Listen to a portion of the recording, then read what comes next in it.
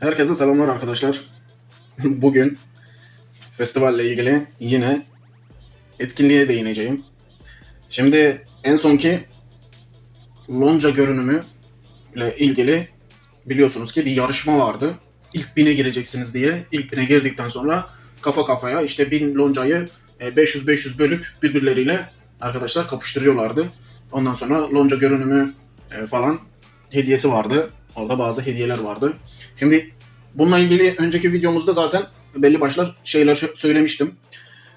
Şimdi kendimce o anki taktiğimi zaten söylemiştim. Biz bir alt ligde oynuyorduk.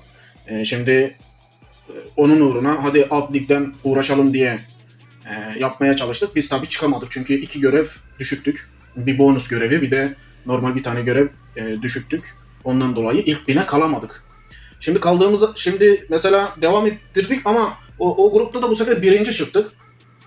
Ben aslında istemiyordum. Orada durmayı istiyordum. Çünkü ben eski videolarımda da bilirsiniz arkadaşlar. Festivalden ben sıkılıyorum. Arkadaşlarımı da zorlamak istemiyorum aslında bu konuda.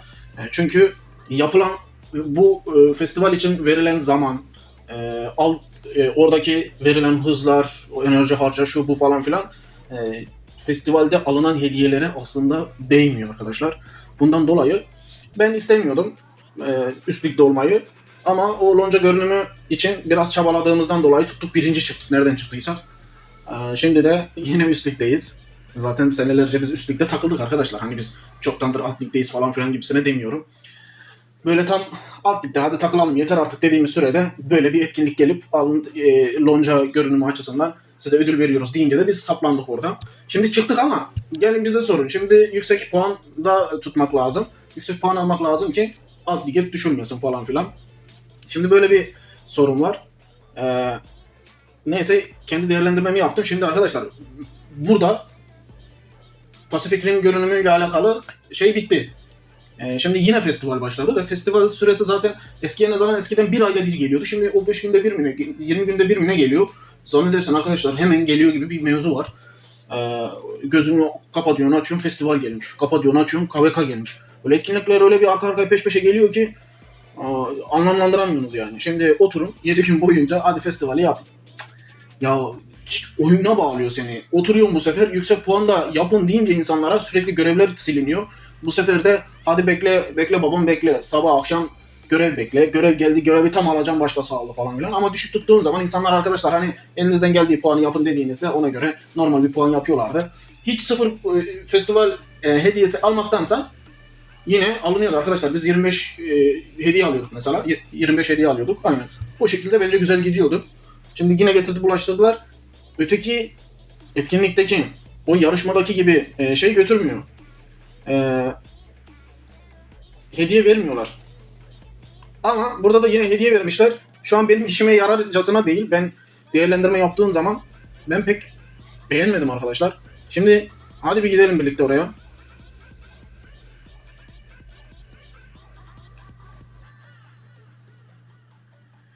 Evet.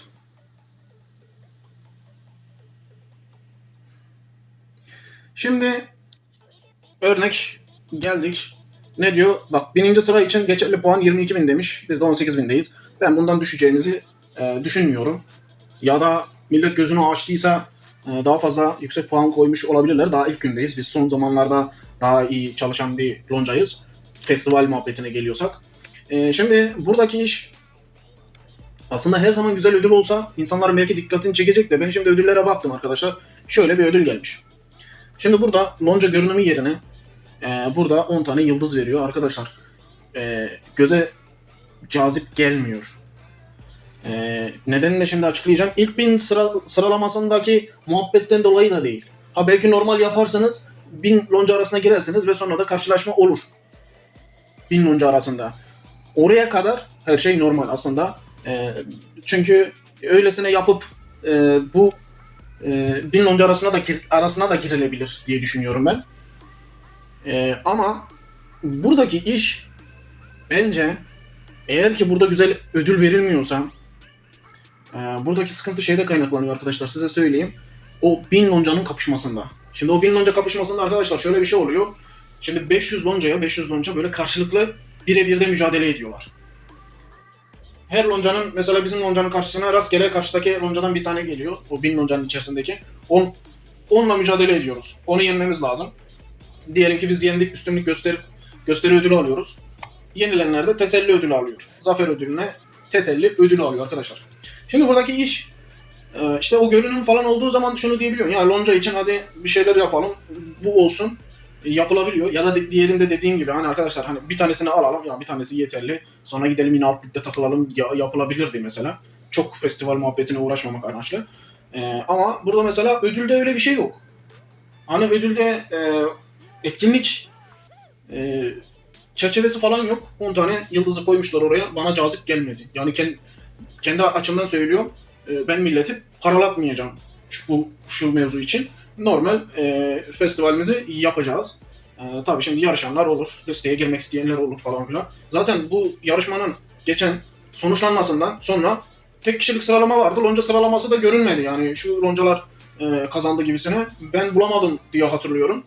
Vardıysa bana bir söyleyin arkadaşlar. Çünkü ben aslında göstermek istedim o loncaları. O loncaların arasındaki hani Türk loncalarını falan hiç olmazsa gösterirdim. Hani loncalarınız varsa arasında. Bakın bu almış. Bu da kazanmış arkadaşlar. Bakın görünümü var falan filan diye gösterebilirdim. Ben göremedim. Ama küresel tek kişilik sıralamayı gösterdiler diye hatırlıyorum. Burada da tek kişilik sıralama ödülü var. Şunu da hala bu nedir diye tam incelemedim. Birden 10'a kadar tek kişilik en çok puanı yapana veriyorlar arkadaşlar. Bu şekilde. Şimdi bana diyeceksiniz ki hani 1000 lonca arasına girdikten sonra ikinci aşamada niye tereddütüm var? Arkadaşlar şimdi orada öyle şey geliyor ki mesela diyor ki hız harca, asker yap diyor mesela. Bir günde mesela onu bölüyor. Atıyorum bir haftalık bir sürece bölüyor. Diyor ki işte asker basma, işte enerji harcama, canavar üzerinden falan. Yani bunun gibi şeyler koymuş. Bu böyle bir etkinlikte bu sefer karşıdaki loncadan daha fazla yapmanız lazım. Ne oluyor? Gidiyorsunuz bu sefer tüm çantanızdaki enerjiyi harcıyorsunuz. Tüm çantanızdaki hızı harcıyorsunuz. Böyle yapıp yani ne çantanız kalıyor ne enerjiniz kalıyor. Orada yemiş oluyorsunuz. Tüm loncaya bunu harcattığınızı düşünün.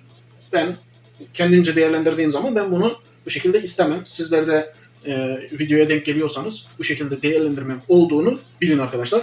Biz burada hem etkinliği değerlendiriyoruz hem millete bakın arkadaşlar böyle de bir görüşümüz var gibisine söylüyoruz. Şu an mesela belki lonca liderleriniz bunu tam olarak şey yapmayıp arkadaşlar bunu yapıyoruz. Böyle ilk bine kaldı hadi savaşıyoruz, yarışıyoruz falan yapıp belki geçecekler ama dediğim gibi arkadaşlar ödüllere bakın. Tam tamına düzgün bir ödülü var mı? İnsanların kendisini burada yırtmasına gerek var mı mesela? Bu şekilde düşünerek yola çıkın. Burada şunu diyebilirim. Şuna tam emin değilim. Şimdi tamam sandık falan filan vermiş. Şunlar herkes için önemli. Şunlar falan şu sandıklar falan illaki adamın eline gelse belki bir şeyler açacak oralardan. Tamam bunda hemfikiriz. 10 tane yıldız da gelse olabilir. Belki küçük dereceli yıldızlama yapılabilir onlarla. Tamam bunlar normal arkadaşlar. Ama dediğim gibi çantayı sıfırladın, şöyle yaptın, böyle yaptın dediğin zaman etkinliği değerli kılmıyor. Şurayı yorumlarda bana yazın. Arkadaşlar günlük yazıyor mesela. Şunu kalkıp da atıyorum 10 gün boyunca falan vermiyor değil mi arkadaşlar? Hani sadece bir kereliğine veriyor. Kazanan loncalara soruyorum. Bunu yorumda cevaplandırın arkadaşlar. Eğer loncanız bir öncekinde kazandıysa mesela 4K. Bunu sadece bir kereliğine veriyor. Değil mi diye size soruyorum. Bunu yorumda arkadaşlar görmek istiyorum. Bana bir cevaplarsanız arkadaşlar da bilgilendirelim. Çünkü bunun şeyi var mı yok mu bilmiyorum. Kaç gün boyunca veriyorlar bilmiyorum. Yazmıyor. Günlük demiş. Burada da aynı şekilde 2K mesela mücevher demiş. Teselli ödülü yine bunları vermiş. Arkadaşlar böyle bir etkinlik. Ha eskiden olsaydı şunu söyleyebilirim. Eskiden olsaydı biraz daha bir cazip gelebilirdi. Ya da şu an yeni oyuncular için bir cazip gelebilir. Ama yıllarca arkadaş bu oyunu oynayıp da zaten bir ton festival yapmış bu millet. Çoğu belki sıkılmış olabilir, yorulmuş olabilir böyle bir şeyden. Şimdi bu illaki şöyle değerlendirmeye ihtiyaç var. Yani değiyor mu, değmiyor mu arkadaş bu işler? Çünkü savaştan ayrı çok farklı bir durum bu festival. Bir de mesela bu adamı oyuna bağlıyor. Ee, Günlerce ya görev siliyorsun ya günlerce görev bekliyorsun. İşte onların zaten yapılması bir ayrı mevzu. İşte bazılar mesela kitlenmiş arkadaş, her görevi cehennem görevi alıyor. 5 tane cehennem, 10 tane cehennem, 8 tane cehennem alıyor. Şeyler de eskisi gibi de değil. Mesela cehennem görevi alıyor adam. Eskiden mesela asker basma oluyordu. Rahatlıkla yapılıyordu. Şimdi arkadaş bir geliyor eser görevi, bir geliyor inşaat görevi. Şimdi bana mesela inşaat geliyor. İnşaat yapamıyorsun. Sıfırdan yok sıfırdan yeniden yap. Ya olmadığı için yapamıyorum. Araştırma görevi mesela geliyor. Araştırma olmadığı için yapamıyorsun. Bu şekilde senin zaman kaybına uğratıyor falan. Bundan dolayı insanları bir sıkabiliyor. Mesela eskiden çok oyun açılmamışken sürekli atıyorum enerji avla geliyordu. İşte asker bas geliyordu. Bunun gibi daha kolay cehennem yapılabiliyordu. Şimdi biraz daha zorlaştı bu iş. Öyle arkadaşlar. Aynı şekilde burada sıralamalar var. İkiye ayrılmış küresel tek kişilik ve üstünlük gösterisi açısından zafer ödülü ve teselli ödülü olarak burası ikiye ayrılmış. Bu şekilde şimdilik gidiyor. Şöyle baktığımız zaman tabii ki tanıdık loncalar var. Yabancı olarak söylüyorum. Başlarda Türk loncaları da zaten yok. Yani şurada TR loncası var mesela. Evet. Ya şimdi bunun gelmesi de hepten bence loncaların puanları yükseltmesi demek. İnsanların normal oynadıkları puanları bile artık onlara yetmemesi demek olabilir. Çünkü festivalin sonucunu bir şeye bağlamışlar ve onu devam ettirip bir etkinlik haline dönüştürmüşler. Ama umuyorum ki eğer böyle insanlar buraya odaklanacaksa, buradan kendilerini daha çok buraya vereceklerse umuyorum daha iyi ödüller koysunlar arkadaşlar buralara. Bence bunlar yeterli değil yani. 7 gün boyunca üst düzey görev yapacaksın, puan yapacaksın. Ondan sonra dediğim gibi tüm çantanı boşaltacaksın ikinci aşamada. Ondan sonra bunları verdiğin zaman yeterli gelmez diye düşünüyorum. Ondan dolayı arkadaşlar böyle bir yorum katıyorum. Ama dediğim gibi şu mücevher mevzusunu günlük dediğinden sadece bir kere mi verdi arkadaşlar. İlk etkinlikte bunu sadece yazın. Bu şekilde videoyu kenara koyalım, bırakalım arkadaşlar.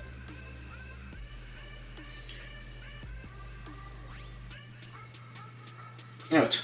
Bugünlük videomuz bu kadardı arkadaşlar. Videodan çıkmadan önce videoyu beğenmeyi, kanalımıza abone olmayı unutmayın. Kendinize iyi bakın. Sağlıcakla kalın. Görüşmek üzere.